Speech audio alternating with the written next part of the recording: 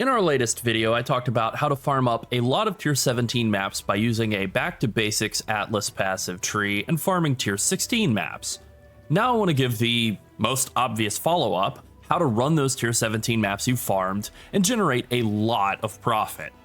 Hi, it's Larold, and I'm going to talk about what I've been doing to make a lot of currency by running tier 17 maps, but first, don't forget to like and subscribe. Alright, let me just start by saying that this is some of the most difficult and most profitable mapping I've ever done. You may have noticed recently that headhunters are down to 10 divines. I'm not even using this one, I just bought it because I guess I wanted to have one. What is going on here, right? 10 divines for headhunters? How is that possible? Tier 17s. I can consistently bring down 2 divines or more per map. I have found that to be a low figure. Now, just in the last couple of 10 map tests that I did for comparison, I was making significantly more, like 3 to 5 divines per map in terms of raw revenue. There is a cost, but considering the amount of profit that you're making, it's really not that high. We're talking 1 divine or less per map in terms of expenses to make 2 to 3 divines per map in actual profit. I am always wary of giving a currency value for a couple of reasons. First off, PoE is a live service game. The economy will change. There's variance in even the most consistent strategy, and this is definitely not that at all. This is a trip to RNG land with some randomness sprinkled on top. There are some maps that will toss hundreds and hundreds of scarabs at you. I have literally had to, finish clearing a map, zone out and empty my inventory, go back in, fill my inventory again, zone out and empty it again, and go back in a third time. There are some that will hit you in the face with Chaos Orbs, Exalted Orbs, and Divines. And then there are some maps that will just kill you.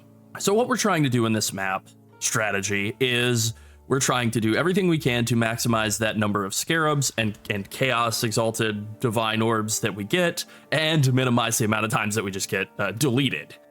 Now, as for what makes this special, when tier 17 maps got reworked about a week ago or so to be less difficult, they also got reworked to be more rewarding for average players. If we take a brief look at the patch notes from 3.24.1, we can see that. I will also add that there was some super degenerate tech, very 1% of the 1% tech that was nerfed, but that's dead now and who cares, right?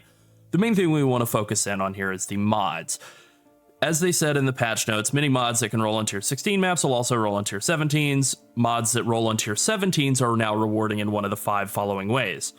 Increased pack size, increased item rarity, more currency found, more maps found, and more scarabs found. It can be any of those bonuses, and which bonus you get is vitally important for making this a profitable farm strategy. Tier 17 maps are also guaranteed to roll with one of the tier 17 exclusive prefixes and suffixes, and that's kind of all that really matters for this. Basically, you're guaranteed to get some tier 17 exclusive mods, and when you do, you will either get pack size, rarity, currency, maps, or scarabs. Getting currency and getting scarabs is really what we're all about here. These are far and away the most important aspect of making this make a bunch of currency. Now, maps, more maps as a mod is something you can potentially run. I'll talk about that a bit later, but basically that is something you could farm if you really wanted to make tons of 8 mod corrupted maps. So in terms of what we do, we complete tier 17 maps.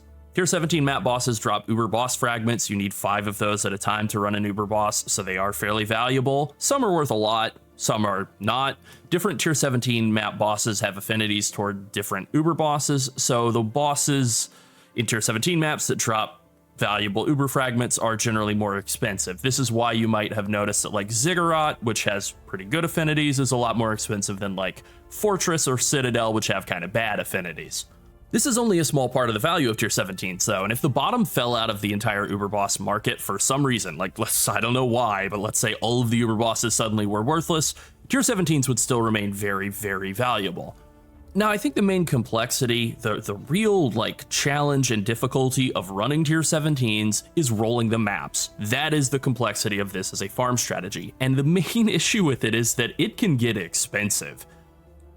You can only modify tier 17 maps with Chaos Orbs. You see that line at the bottom, modifiable only with Chaos Orbs. So rolling them until they have acceptable mods is, sometimes it's fine, sometimes you do it right off the bat, but that's rare. Usually it gets pretty pricey.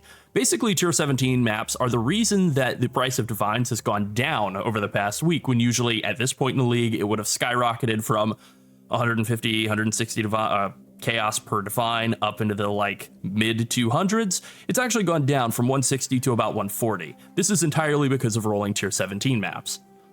You need to get both good rewards from the tier 17s and the mods on the map that your build can actually run. And so I have a couple of rules for rolling my maps. First, I look at the map reward mods. You can see those up at the top there: quantity, rarity, pack size, more maps, more currency. If I don't see more currency or more scarabs, I roll over the map. So like this map right here, massively increased item rarity, no currency, no scarabs, I would roll over this, even if I liked the map mods. Now, the map mods are the more complicated issue for sure. There are sort of four main types of tier 17 map mods in my mind. There are damage mods, defensive mods, build disabling mods, and sort of pinnacle boss mods. And I have a collection of maps here to look at. So whenever I'm playing around with any of these maps, I want to try and avoid running multiple damage mods at once. I really try to only have one damage mod up. And as you can see in the prefixes here, we have technically 3. We have increased monster damage, extra fizz as cold. Both of those synergize with each other really nicely to absolutely murder any players that are in the map. So I would not want to run this map. Additionally, just as kind of a side note here, you'll see that increased number of rare monsters, and rare monsters each have 2 additional modifiers. You might think, oh, that doesn't scale with map mod effect. Wrong. It does. It scales horrifically with map mod effect. I have run one of these maps just to compare, and I had like 4 times as many rare monsters in the map, which is cool. And then all of the rare monsters had like 10 additional modifiers. It was a nightmare. They took longer to kill than the map boss. It was insane. Now, there are also some other pretty gnarly mods in here as well. The defensive mods, this one actually doesn't have any defensive mods for the monsters, but it does have a really nasty build disabling mod, that 50% less area of effect. That is going to get scaled up by back to basics and basically just be like 140% less area of effect, which means if you're playing a build that relies on AoE skills like Toxic Rain, you will have negative area of effect. Your skills won't be able to hit. So you literally won't be able to do any damage if you were to run this map with Toxic Rain or any build that uses area of effect skills. All right, here is a map that has some defense mods on it as well as some damage mods. You can see the 50% monster fizz, DR, chaos, and elemental res roll. That one right there really increases the amount of defenses that monsters have because it gets multiplied by back to basics, and it becomes this enormous amount of damage reduction. So there are a lot of different dangerous defensive mods as well that can make maps just like substantially slower, substantially longer. We're talking more health getting multiplied by all of your map mod effect and back to basics to like triple monster health. Give this mod right here giving 75% damage reduction. And so having more than one of those active at a time in a map can really make things a lot slower, like at 5 times slower than usual. So again, just like damage mods, I try to only run one defensive mod. Build disabling mods are something that are kind of dictated by your build. Like I talked about with this less area of effect, for a lot of builds that aren't using any area of effect skills, this is totally worthless. This doesn't do anything. And then there are ones that were, you know, Toxic Rain Pathfinder, where that's absolutely unplayable, brutal. Another one here, players are targeted by a meteor when they use a flask. You know, if you're playing a Mage Blood build, this won't do anything to you. You're fine. If you're playing a Pathfinder build, this is basically just like a nightmare where you're sprinting through a map trying not to get meteored every 2 seconds. A lot of other things, like if you're playing a poison build or some sort of impale build and monsters have a chance to avoid poison and impale, when that's getting doubled or even tripled, you know, they're always going to avoid those poisons, impales, and bleeds. So if you're playing a build that relies on those, it's going to be unplayable. There are a lot of other things here: reduced aura of effect, no regen, no leech, that all kind of fall into that category. And it's basically relying on you to know your build, know what your build can and can't do, and either do those maps if those mods are irrelevant, and do not do the maps if they will disable your build. And then finally, we have pinnacle boss mods, and I have one of those here. These can range from anywhere from like not too bad to just completely unplayable. I think that this one here, the Runes of the Searing Exarch, having spent some time playing around with those again recently, I think that's not so bad. I have personally played around with the Eater of Worlds Drowning Orbs some more, and I haven't had any problems with them at all myself. I think they're basically a free mod, but I know a lot of people say that they're like the worst thing that's ever happened to them, so your mileage may vary. I don't know if I have a Maven interferes with players or if I rolled those all away. It would be best if I have, because those are a nightmare.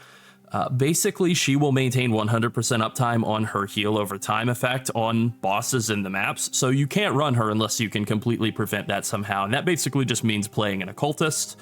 She's also very annoying. She will spam her voice lines every 3 seconds, so just really, really irritating. Map bosses accompanied by a synthesis boss is something I had mentioned in a previous video that I hadn't played around with it, but I did do it this time, and I didn't actually find it to be too bad. Map bosses are possessed, which I have this here. Unique bosses are possessed, and I think I had another one around here. It doesn't really matter. Map bosses have a shrine effect. Both of those are potentially horrible. I did play around with some unique bosses or possessed in a couple of different maps just to see, like, how bad is it? And I mean, it wiped me. Like, I cleared the rest of the map out with no problem, and then bam, bam, bam, bam, bam, bam, bam, dead. Basically, all of these mods correspond to some sort of pinnacle boss effect or some sort of map mechanic effect, and your mileage will kind of vary in terms of which ones you might find terrible and which ones you find fine. Like, again, me with Eater of Worlds Drowning Orbs, I think that's a free affix. A lot of people think it's the worst thing ever. But one note here is this one right here. Rare monsters in area are Shaper touched. This basically makes the rares in your map spawn the Shaper apparitions from the Shaper fight, like the final phase of the Shaper fight, so they will slam and beam and throw orbs at you, but they also give all of the rares a substantial rarity bonus, so it's a pretty big increase in value if you can handle the downside of having to dodge a Shaper slam every 5 seconds the entire time you're in the map. As long as you don't manage to drag any rares into the boss area, you won't actually have to deal with this during the boss fight at least, so that's not so bad. Like this map right here that I'm looking at, for my build, I would run this. The only things that are particularly dangerous here, like the curses are annoying, but they're not unmanageable. The inability to suppress spell damage, that mod all the way down at the bottom is kind of sketchy. The rare monsters in area are Shaper touched in conjunction with not being able to suppress, like those beams and slams are going to be rough.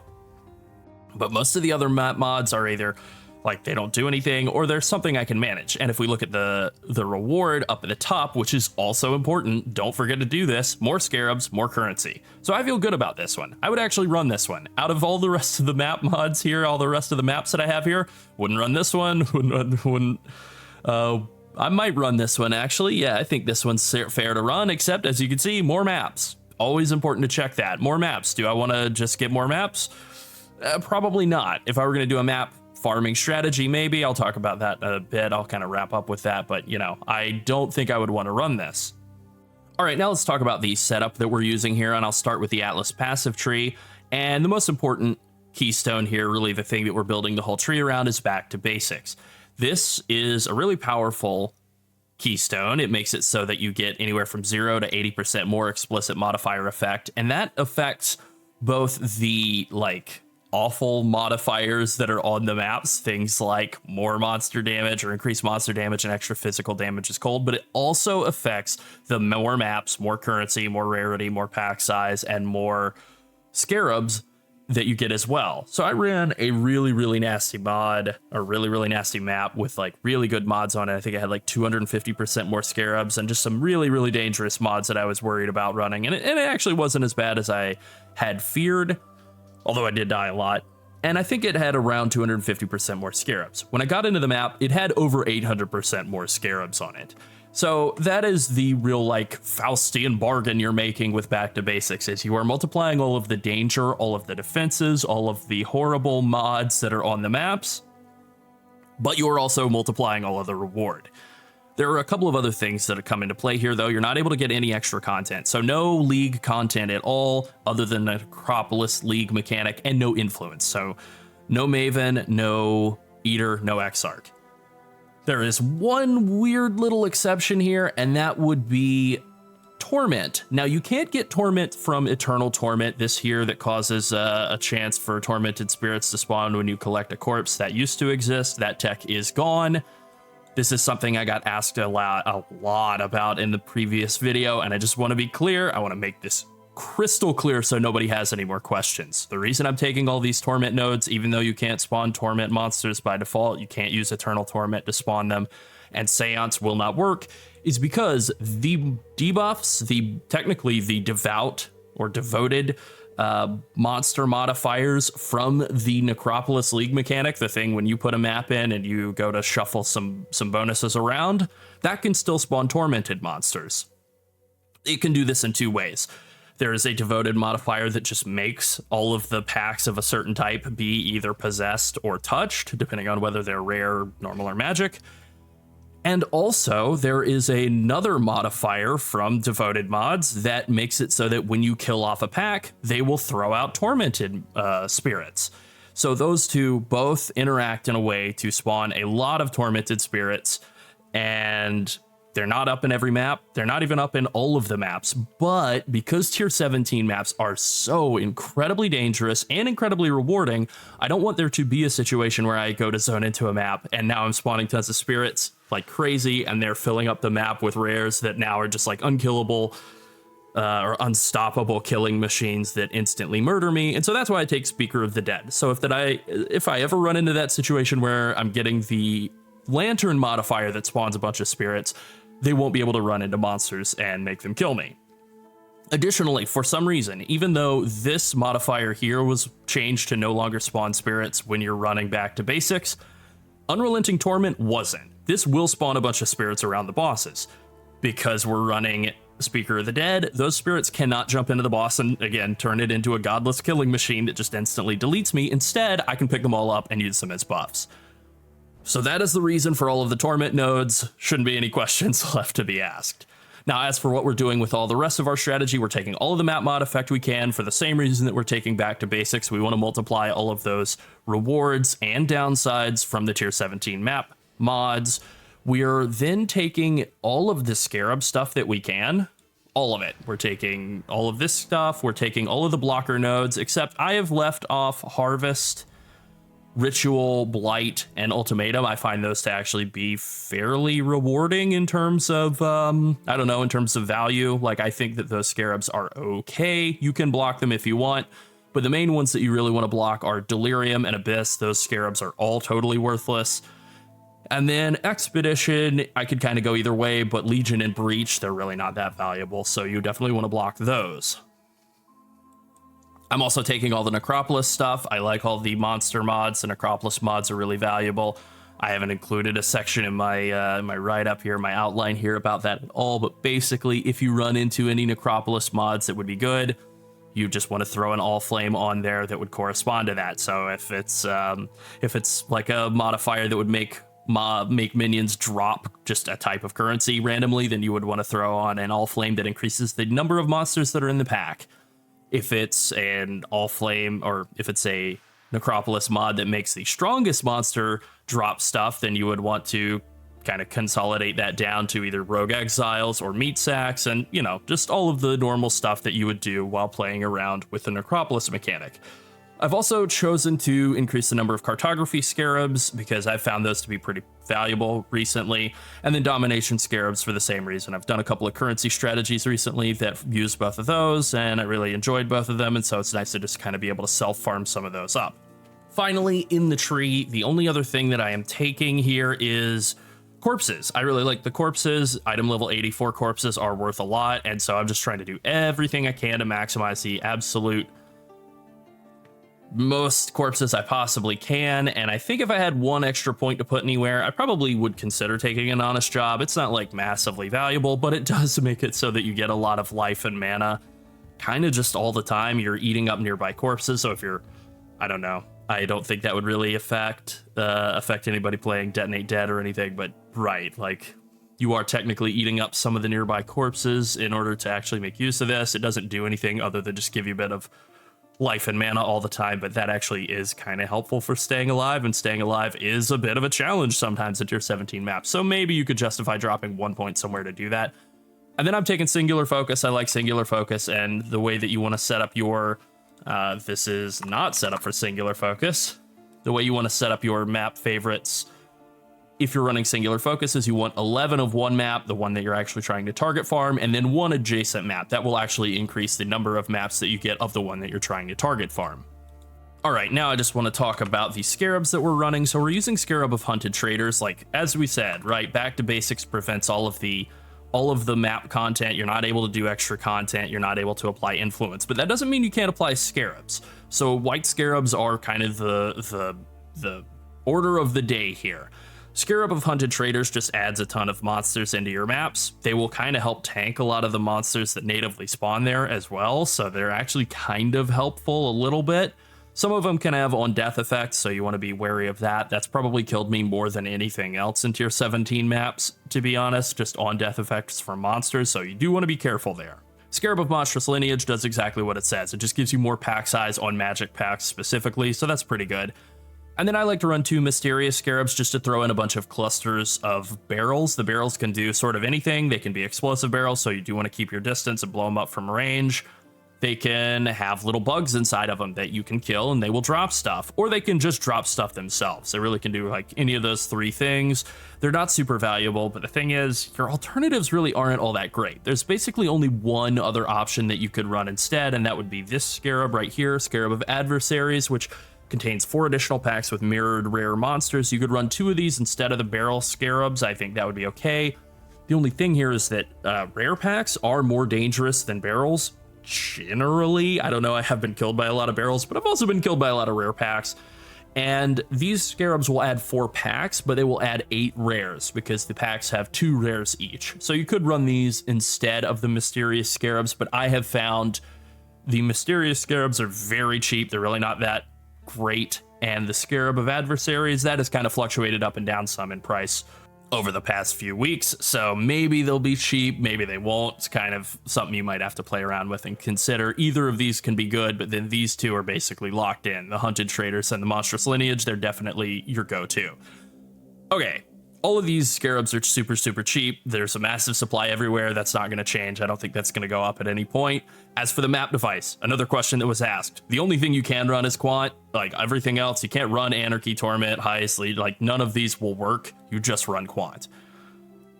As for whether all this stuff is necessary, I think it really is. The point of doing this strategy is just to force as many monsters into the maps as possible. You could, as I said, run these Scarabs of Adversaries. You'll get a bit more rare monsters and packs, but that is scarier, and it's also less cost effective than the Mysterious Barrel Scarabs. I also think you'll actually get less stuff in your maps than if you have Mysterious Scarabs. All right, now to just kind of finish up with a bunch of the normal kind of FAQ that I run through here. In terms of how fast or slow it is, I think that speed is kind of the most important aspect of maximizing your currency per hour. And with that being said, tier 17 maps are kind of slow and methodical, certainly compared to tier 16s. They're also just very large. So I would say if you're clearing these in 10 minutes a map, that's quite good. Especially if you're not dying. If you're not dying and you're clearing them all out consistently, then you're doing great. And I would say that's probably more important than really worrying about speed. You definitely don't want to die because you're trying to go too fast. That has pretty much always been the thing that has killed me. I tried to move too fast and I got killed by on-death effects. As for the difficulty, it's very, very high. It is higher than Uber's. I mean, literally, these maps have on average been harder than the Uber bosses, which is kind of hilarious. I've cleared all the Ubers at 100% success rate with all the Uber bosses, and I can't make that same claim with tier 17s. But if you roll the map mods and you don't gamble with double damage mods, I think they're actually not that bad. I think the main issue, the real danger comes with doing a map mod like this, where you're like, oh, I can handle unique bosses possessed. No, probably not. Some of these monster damage and also another overlapping monster damage mod, you just don't want to gamble with that. It's when you try to gamble and run mods that your build can't handle that tier 17s really become a problem. As for magic finding and all, you absolutely can. It will be more rewarding. It'll also be insanely difficult. It'll really take a monster of a build to be able to magic find tier 17s. Okay, and now I want to wrap up with kind of the most important thing, the thing I've kind of hinted at throughout the process. Farming maps, farming tier 16 maps with tier 17s. One of the bonuses is more maps. I think I have a couple of these lying around here. This one right here, 110% more maps. You could use this to farm corrupted 8 mod maps, and that would require this scarab here, cartography scarab of corruption, and then I would run that with 2 cartography scarabs of duplication, and I would also rework my Atlas passive tree to ensure that I have all of the extra map nodes to influence the map equity system and try to get every single bit of maps that I possibly could. I don't like this idea personally because you can't farm more tier 17 maps while you're in a tier 17 map. You can only farm tier 16 maps, but this is an option I think some industrious people could use to make a lot of divines. The main things I would swap out are the Atlas passives I just mentioned, and then these scarabs. I would run these 3 scarabs instead of the mysterious ones and the monstrous lineage. I would still run hunted traders, but that would be the only white scarab I would use. This strategy will fill your bags with corrupted tier 16 maps. Like, it will absolutely flood your bags. I would probably favorite Jungle Valley or Dunes, and then use singular focus, just like here, and go to town. I think it's a big moneymaker, but it probably would be a little bit annoying to actually do the bulk selling of corrupted 8 mod maps, and that's, you know, that's the main reason I think I'm not doing it. Also, it's nice to like finish a map and have added 140 scarabs or something into your scarab tab. I don't know if I would feel that same way about having added like 100 maps into my map tab. Maybe if I'm able to actually sell them all quickly and make a bunch of divines off of farming maps, maybe I would be happy about that, but it just doesn't sound as fun. There's just like one layer too much friction for me to really want to do that strategy, but I guarantee some people are doing it and making a lot off of it and saying, you know, it's great you're missing out, and hey, good for them. All right, I think that's it. Don't forget to like and subscribe, and thanks for watching. Have fun farming tier 17 maps. Bye.